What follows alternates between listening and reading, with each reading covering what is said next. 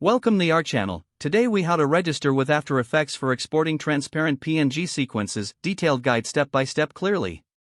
Open Adobe After Effects on your computer. Create a new project or open an existing one.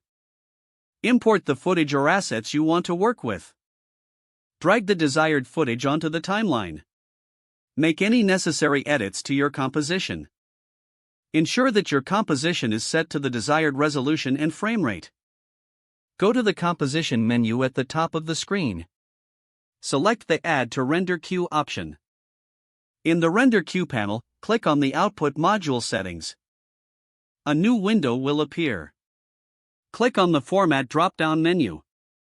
Select PNG sequence from the list of available formats. Next, ensure that color is set to RGB plus alpha. This setting allows your exported file to maintain transparency. Adjust any additional settings as needed. Click on the OK button to confirm your output module settings. Now, set the output path by clicking on the blue text next to Output to. Choose a destination folder for your exported files. Name your sequence appropriately and confirm your choice.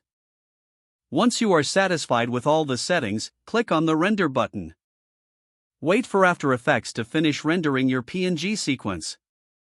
The files will be exported to the specified folder with transparent backgrounds. You can now use your transparent PNG sequence in other projects or applications. If the page does not load, refresh the browser or try again in a private or incognito window. Make sure you are using the correct email address, then retype it carefully to avoid small typos. If your password is not accepted, use the Reset option and create a new strong password you can remember. Check your spam folder for verification or security emails, then complete any requested confirmation steps. Enable two-factor authentication if available to improve account security and reduce unauthorized access risk. After signing in, review your profile details so your contact information and settings are accurate and current. If you see an error message, note it down and try again after restarting your device and internet connection. Don't forget to like this video and subscribe to our channel for more step-by-step tech guides.